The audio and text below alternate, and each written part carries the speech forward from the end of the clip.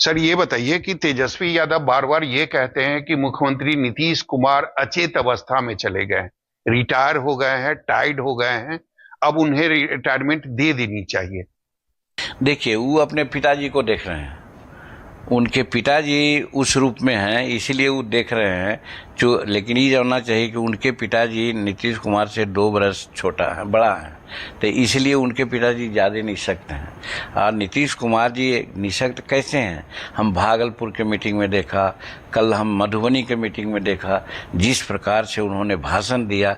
कोई कर सकता है, वही आदमी कर सकता है जो सचमुच में निःशक्त है, सचमुच में अचेत है, वही कर सकता है। और नीतीश कुमार किसी भी परिस्थिति में हर तरह से हम समझते हैं कि एबल हैं, चला रहे हैं, एडमिनिस्ट्रेटर अच्छा चला रहे हैं। और 20 बरस 18 बरस का जो उनका शासन काल रहा, बिहार के लिए स्वर्णिम काल रहा।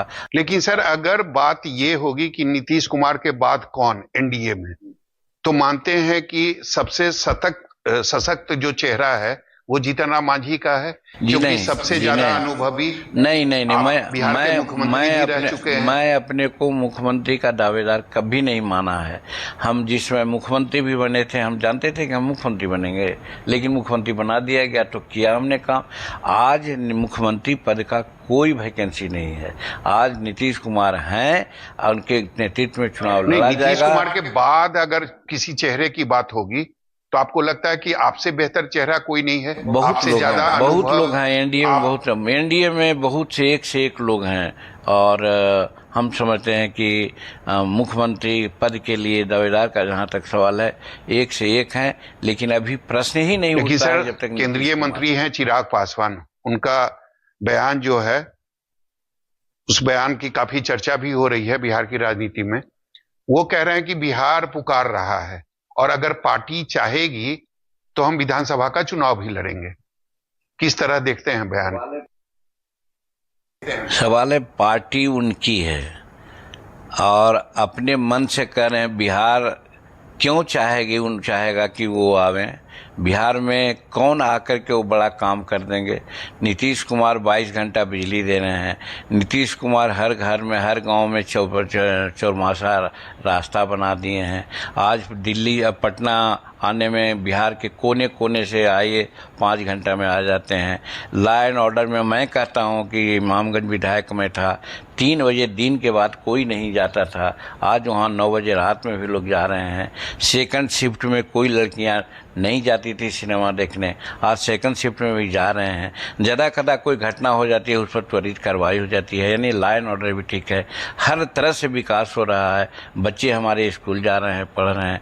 तो आखिर कौन ऐसी बात है कि उनको पुकारेगा? अगर यहाँ कोई कमी होगी तो वो तो ये भी कह रहे हैं ना कि हमने संकल्प लिया है, बिहार फर्स्ट, बिहारी फर्स्ट, मेरा संकल्प है। वो अपने मन से चाहे जो कह लें, वो ठीक है। बिहारी और बिहार फर्स्ट की बात करते हैं, कोई गलत नहीं है, वो ठीक करते हैं। लेकिन वो अपना नारा जो भी दिया करें, बिहार उनको चाह रहा है, बुला रहा है, ऐसी कोई बात नहीं है। बिहार का लाल नीतीश कुमार हैं, मजबूती से हैं। एनडीए ने तय किया है, उनके नेतृत्व में चुनाव लड़ा जाएगा। इसलिए किसी समय चिराग पासवान का ऐसा बयान, कहीं आपको नहीं लगता कि ये प्रेशर पॉलिटिक्स है बीजेपी के ऊपर या जदयू के ऊपर? ये आप लोग समझिए, अपनी अपनी राजनीति का लोगों का होता है, टैक्स होता है, अपने अपने ढंग से वो राजनीति करते हैं, इसलिए इस पर निर्णय आप कीजिए। सर अब समय आ गया है कि एनडीए के अंदर सीटों का बंटवारा भी होगा। गृह मंत्री अमित शाह से भी आपकी मुलाकात हो चुकी है। क्या लगता है जो डिमांड है आपकी 20 सीटों की, वो मिल जाएगा बीजेपी की तरफ से? देखिए, माननीय गृह मंत्री से हमारी मुलाकात इस माने में हुई कि जब से मैं मंत्रिमंडल में गया तब से उनके घर पर हम औपचारिक रूप में भेंट नहीं करने गए थे। उस दिन हम गुलदस्ता और जो भी होता है लेकर के गए थे भेंट करने के लिए। जहाँ तक राजनीतिक बात की बात है, हमने सीट की कोई चर्चा नहीं की, लेकिन ये कहा कि दूसरे लोग कवायद कर रहे हैं, हम लोगों को भी इस पर सोचना चाहिए। उन्होंने कहा कि हम जुलाई के आसपास में लोग बैठेंगे और बैठ करके तय कर करके करेंगे। अभी सब अपना अपना अपना जहां है एनडीए को मजबूर करने की कार्रवाई कर रहे हैं, उसमें लगिए। सर, एक अंतिम सवाल है। आज आज महागठबंधन की बैठक हो रही है और ये तीसरी बैठक है। तमाम जो महागठबंधन के नेता हैं एकजुटता की बात कर रहे हैं, ये कह रहे हैं कि हम लोग एकजुट एक साथ होकर मैदान में जाएंगे। तेजस्वी यादव जहां जहां रैली कर रहे हैं वो कह रहे हैं कि मैं मुख्यमंत्री बनूंगा, आप लोग मुझे मुख्यमंत्री बनाइए। इसी से आप सोच सकते हैं कि कैसी बैठक हो रही है।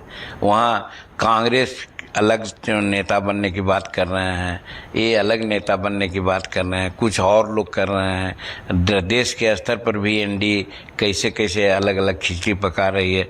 तो बैठकों का दौर चलने का मतलब ही है कि कहीं न कहीं अटैक नहीं हो रहा है। तो अपने वो कह रहे हैं, इसी से हो सकता है कि वो प्रेशर डाल रहे हैं कि हमको लोग मानो, और लोग नहीं मान रहे हैं। इसीलिए एक बैठक, दूसरा बैठक, तीसरा बैठक, हम हो सकता है कि चौथा पैसा बैठक भी हो। लास्ट में यही सोचेंगे कि साहब नहीं है तो ठीक है, हमको मानो ना मानो, हम चुनाव लड़ेंगे। यही हम फोरकास्ट करते हैं। सर, अंतिम सवाल, 2025 बिहार विधानसभा के लिए मुख्यमंत्री के लिए कोई वैकेंसी नहीं है, चाहे तेजस्वी कुछ भी बोले, चिराग पासवान कुछ भी बोले। आपको लगता है मुख्यमंत्री नीतीश कुमार ही बनेंगे 2025 में?